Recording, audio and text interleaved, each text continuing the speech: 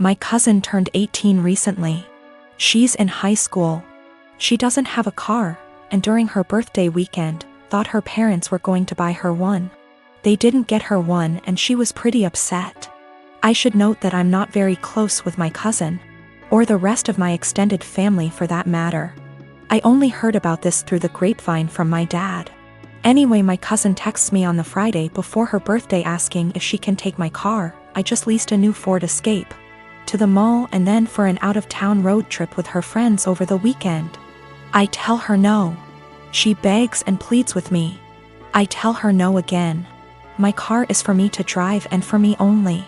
If she wants her own car, she can save up and buy one. She calls me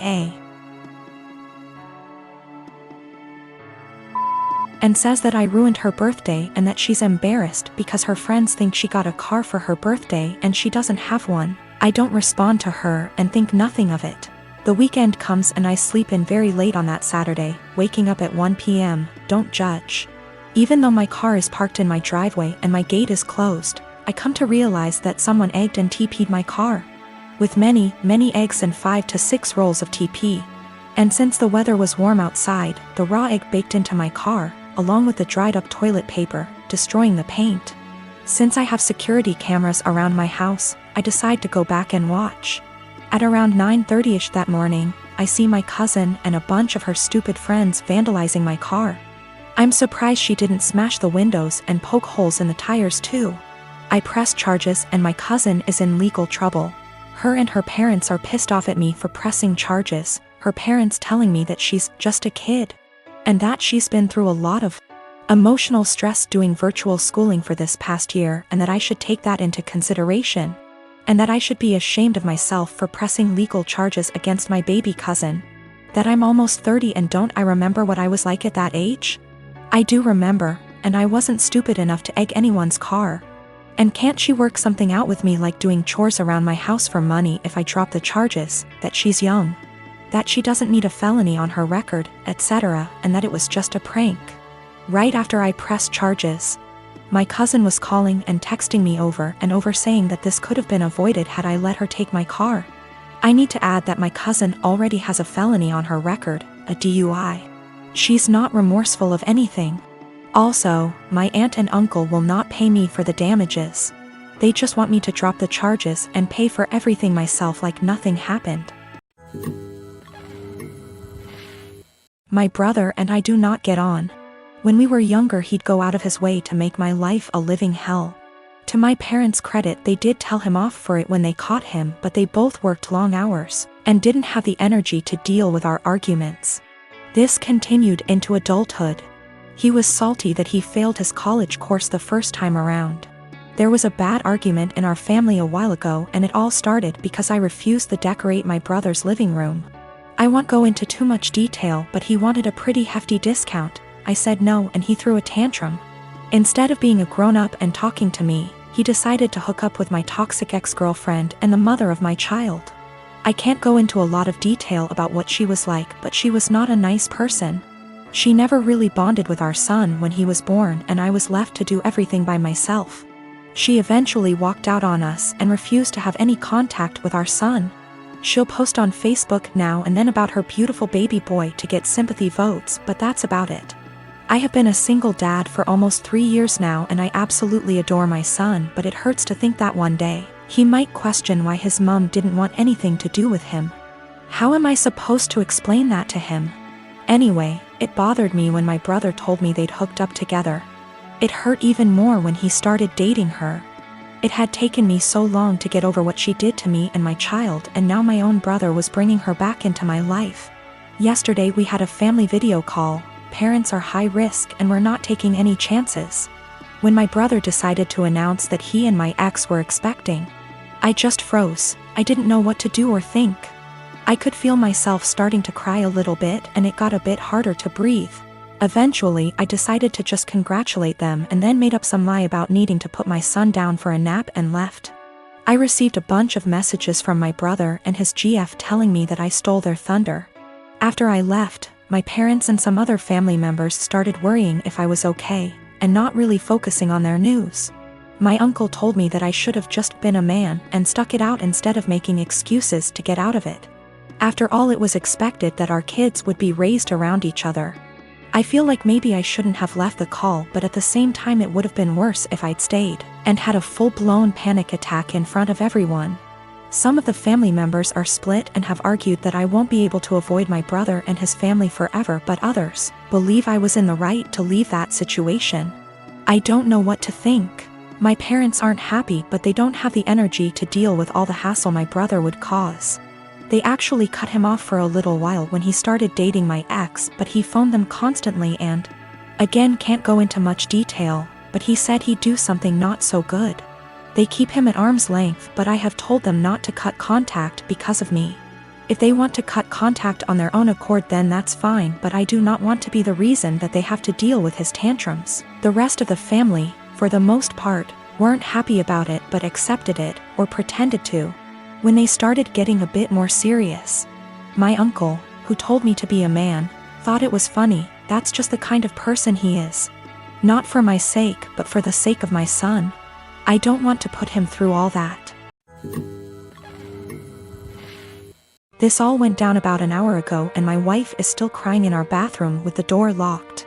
Backstory: we had our son, now 11 months old, while my wife is in residency. She took a few weeks off before giving birth, and then went back to work a few months after. While I transitioned my hours to part-time so that I could stay at home and raise our son, my mom moved in with us shortly after the birth in order to help out, which allows me to get in a few hours of work per day and also not get swamped with taking care of the baby / housework. She's quite old-fashioned and would definitely not prefer this arrangement with me being a stay-at-home dad. But she hasn't said anything to either of us and has been a great help. For anyone unfamiliar with medical residency, it is brutal. My wife has just over a year left. Sometimes she comes and goes for 1 to 3 days, and our son is asleep the whole time she's home, which has been happening more as his sleep schedule shifted to sleeping through the night. My mom and I make sure that when she's home and the baby is awake, my wife gets him 100%. I know it's been hard on her, but unfortunately it's just going to be this way for another year. The first big milestone she missed was him rolling over. When she got home, my mom pulled her over to the baby all excited. I thought she was going to tell her, but instead she says, "Julie, you came home right on time. He's been moving about as if he's going to roll over." They both stood there encouraging him, and right on cue he rolls. My wife was elated. She was so worried and guilty about not being there, and she took it as proof that she can still be a present mother while working. So we continued. I send texts over little things she misses through the day so that it's not completely unbelievable. But my wife has been present for every single big milestone. He coincidentally started crawling with her right there. His first words were in front of her, and he began standing, cruising, and walking when she happened to be home. The walking one was difficult. There was a tough 7-day stretch where she just wasn't home during the daytime when he was awake. And his walking went from teetering to walking a couple steps pretty confidently in that time. We put little beanbags in one of his pants pockets so he'd be wobbly and unbalanced, and it looked believable, since he fell after the first step like he was doing a week ago. Yes, it was mean to our poor son, but my wife's face was worth it. Today it all unraveled. So far he can just say mama, dada, and nana. Yesterday he started saying, "Bye, bye." My wife has today off and has been home all morning. My mom and I have been trying to get him to say, "Bye," all day without giving it away that we already know he can say, "Bye." Successfully got him to say, "Bye," to the ducks at the park, and we both gushed over his newest word the whole way home. My wife was using my phone to take pictures of him and began showing my mom at home while telling her about his newest word acquisition. She was swiping through my gallery and saw a video from yesterday and goes, "Oh, you never sent me this one." It was literally like a slow motion film happening in front of my eyes. I had taken the video of him yesterday waving, "Bye, bye." My wife isn't stupid, she figured the whole ruse out pretty much instantly. I've never seen her look so upset and heartbroken before. I couldn't say or do anything to comfort her. Now she's locked herself in the bathroom crying and won't come out. I am a 39 years old male, and I lost my son in 2019 due to a chronic heart condition. He was 15 years old. It was devastating and I just couldn't take it, especially when my family did little to nothing to support me during these difficult times. They didn't bring my son meals when he was at the hospital. They didn't let me go home and rest even for a few hours. They didn't take care of other things while I had a lot to deal with. I wasn't offered any help, just words. They'd just talk but do nothing. Despite the struggle, I've created an account for my son's college fund and kept putting whatever I could get at the time, and my son would talk about that a lot. He was depressed but always believed that he was going to get better and continue his education and attend college. I started saving money to keep him motivated and to make him feel like he could be like any other kid with hopes for a good future. He had a very close friend that's about the same age as him. They were friends for 5 years, and I can't express how his presence in my son's life helped him through the worst days. Sometimes his friend would spend the night with us and try to get my son to do activities and lighten up his mood all the time.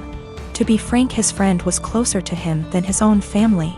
He never stopped visiting and asking how I'm doing after my son's death. He'd show me handmade projects he made for my son and as a way to remember him, and we'd sometimes just sit and talk together or cry together. Last week, while I was with my family, my sister asked me what I was going to do with my son's college money. I didn't want to mention this, but since she asked, I told her that I will be giving the money to my son's friend. She barely even recognized his friend and was confused and said that my nephew deserves this money since he's family. My mom agreed that I wasn't thinking straight and that I should help the people close to me, family, and that my nephew has a right to go to college, and I was wrong for giving this opportunity away to someone else. I didn't know what to say. They kept pointing out that I was making a mistake and how my nephew will resent me if he finds out. Thing is, my nephew wasn't close to my son. I don't even know why he'd be bothered. My sister went on about not being able to afford my nephew's college. I told her this was my decision, and I felt more comfortable that way. She started lashing out, constantly texting me, constantly wanting to talk to me, and ending up arguing. When I snapped, she had my mom calling me, basically guilt-tripping me and telling me I'm wrong and that I needed to think about this. It's just too much pressure and I'm feeling lost and unable to figure out how to deal with this.